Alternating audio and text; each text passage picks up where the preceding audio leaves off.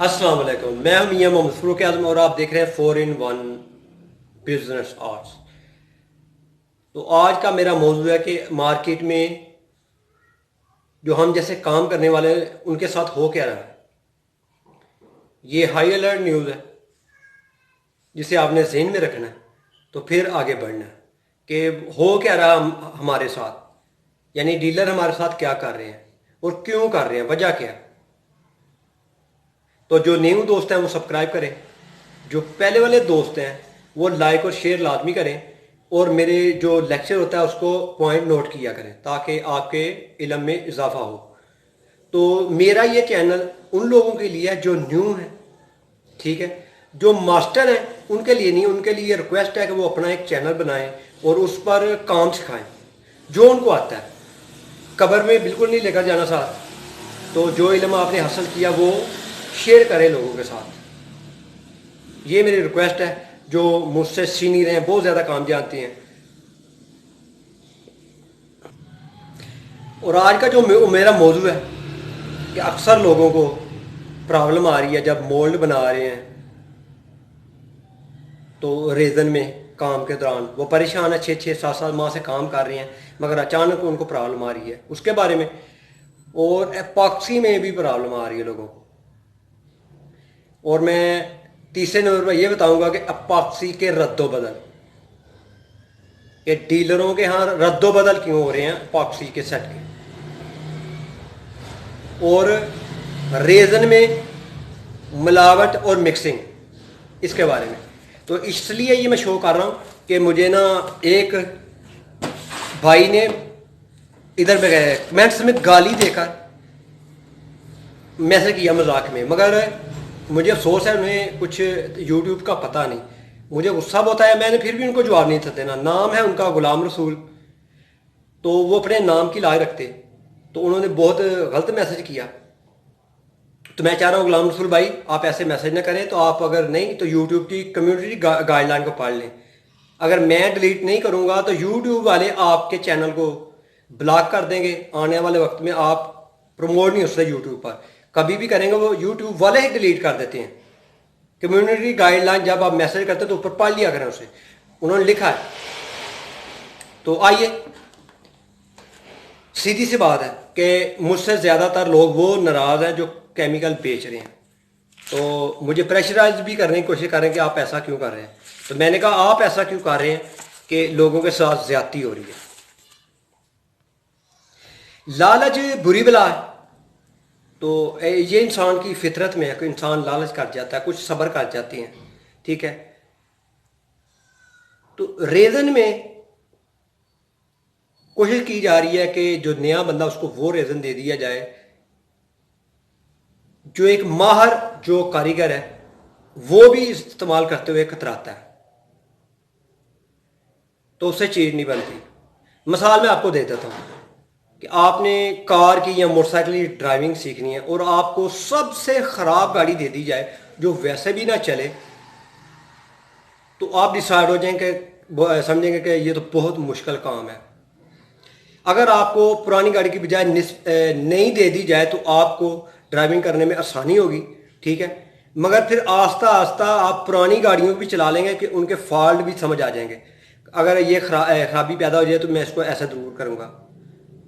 मेरा ये मकसद है कि मैं अच्छी क्वालिटी से आपको स्टार्ट करवाना चाह रहा हूँ। आप अच्छी क्वालिटी से स्टार्ट करें ताकि आप डिस्टार्ट ना हो और कामयाबी की तरफ चलें।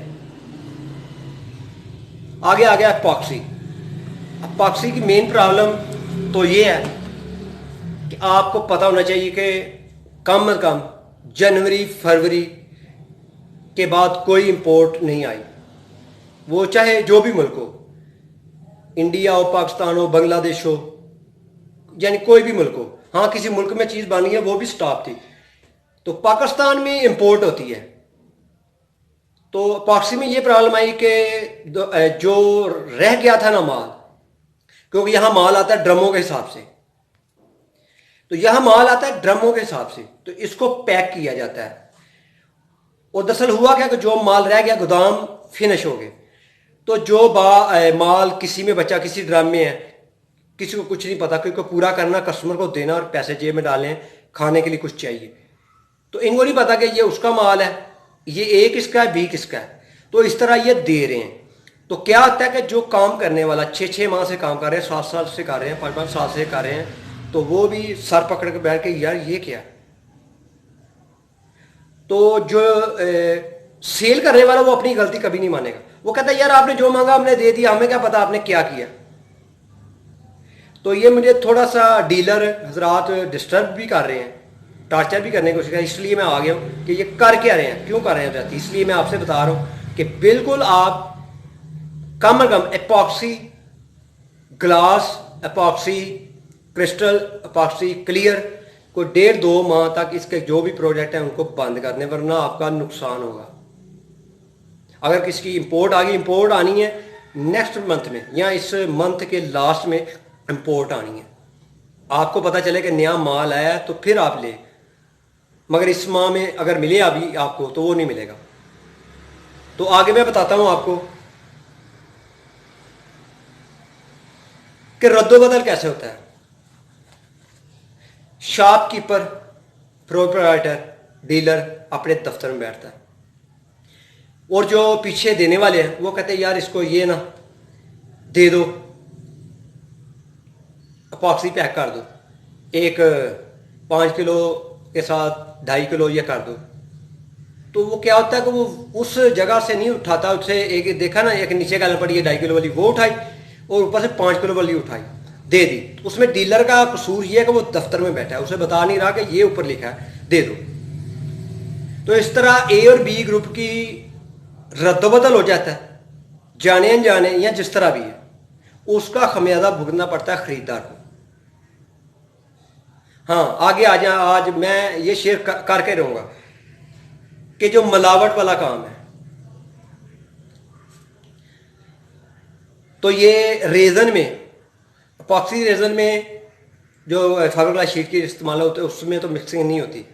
इनके पास कोई फार्मूला नहीं अभी आया, वरना ये इसमें भी करेंगे। जो प्लिस्टर रेजन है उसमें इन्होंने मिक्सिंग करनी शुरू कर दी।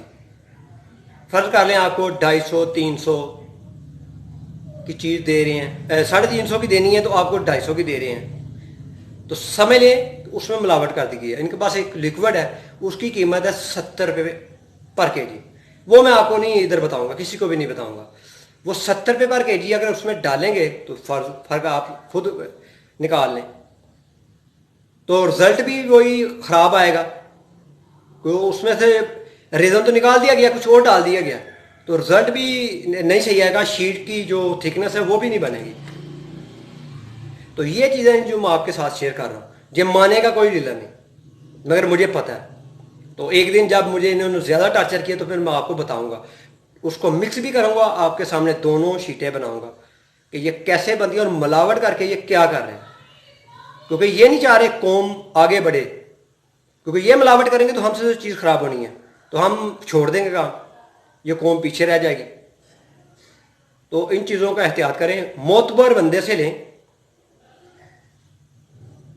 ऐसे बंदे से ना लें जो सिर्फ आपको चीज़ दे रहा है, कितने की ये ले लो, ये ले लो। दुकानदार